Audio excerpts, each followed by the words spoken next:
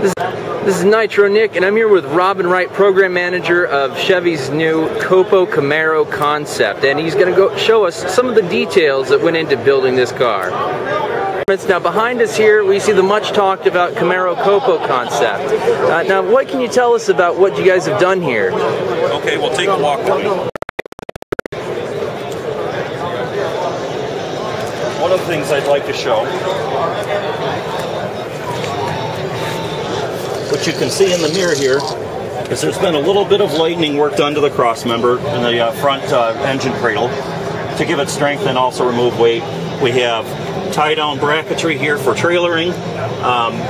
If you take a look at the suspension corners, we have a lightweight, fully adjustable Strange Engineering strut, Strange Engineering brakes. Fit behind those 15-inch wheels. Yep. We have a very stout engine package here, which you see from the bottom side, and we'll take a look at the top in a moment. But this is all LS-based engine. And behind it we have a ATI Power Glide transmission. Further down the rear of the car we have a Strange Engineering 9-inch center section and Strange housing. And we'll take a look at the suspension in the rear in a second. Alright. So moving up top here, I understand this is a 5.3 liter supercharged motor? Yep, this is a 327 Chevy is what this is. With a 2.9 liter displacement twin screw blower. And we have, for this car, an electronically controlled 102 millimeter throttle body. So there's no cable to worry about. No cables to worry about.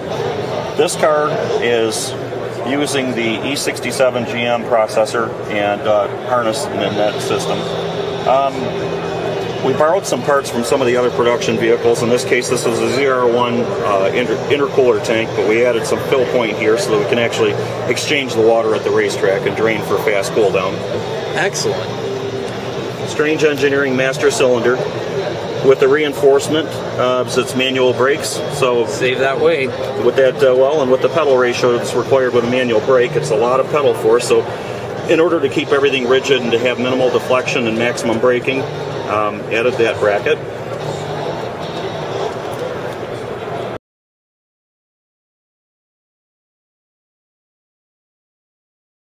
Now the COPO Camaro is equipped with a supercharged 327 in conceptual form, but if that concept became a reality, other motors may be an option as well. Is that right?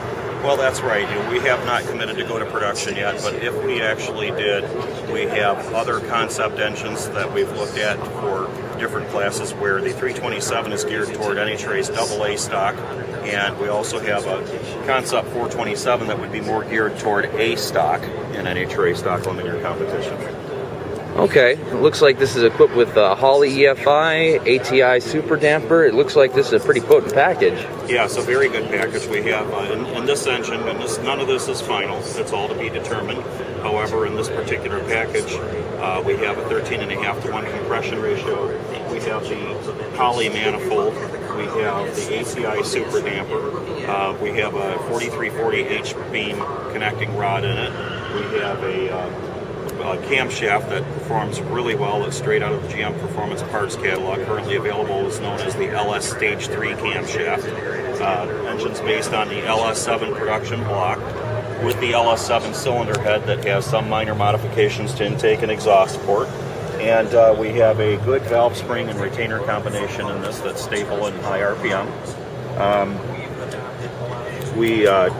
We will probably use a deep oil pan similar to what's on this engine and this slate.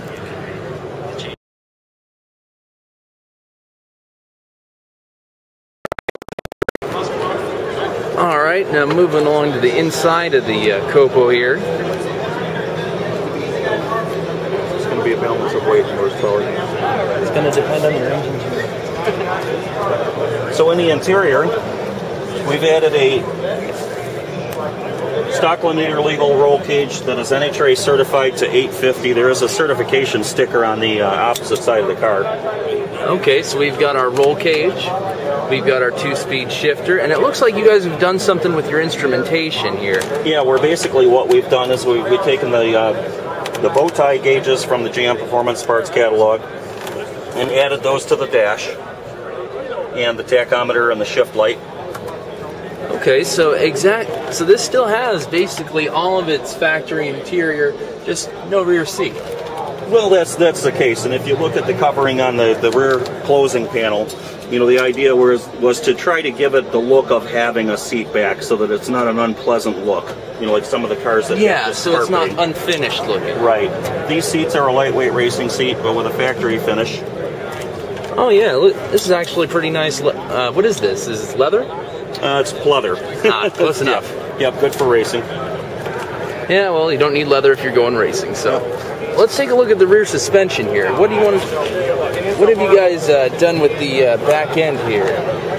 Okay, if we take a look at the rear suspension, and what we've done is we've added a NHRA accepted retrofit for vehicles that originally had independent rear suspension. NHRA for stock limit year allows independent rear suspension cars to put a solid axle configuration in their cars. So that makes a lot of guys happy. Sure.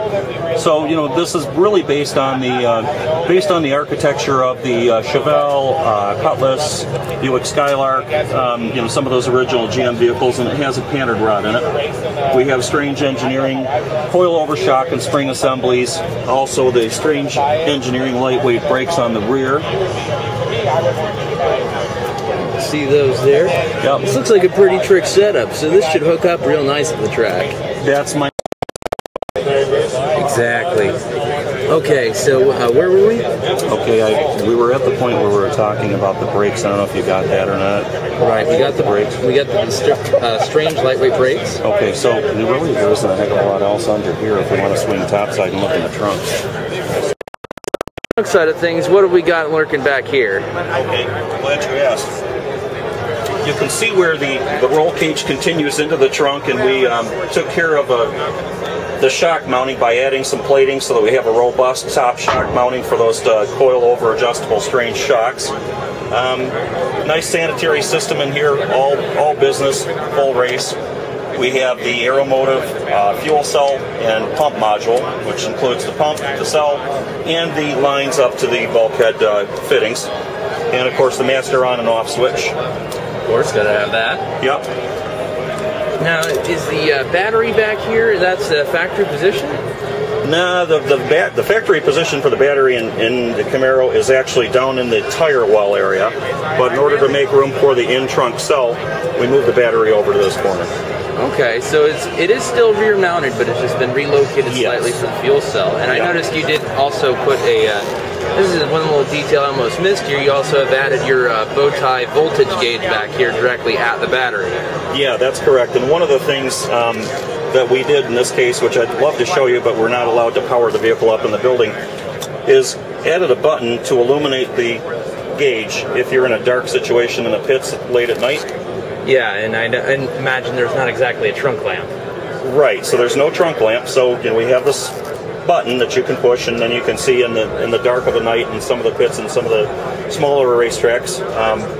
We were racing till midnight at Indy, so that could really come in handy. Yep, exactly. You know, that's why we did it. Excellent. Well, it looks like you guys really put together a great package. Well, thank you. All right. This has been Robin. That's been very educational, and this looks like, I can't wait to see this on the track. Well, I hope the public enjoys it, because I had a lot of fun doing the project. Now let me ask you this, I don't know if I can ask this, you reckon you will put the hurt on the drag pack in the FR500 CJ? Remains to be seen. Remains to be seen? Well, fair enough. Thanks again.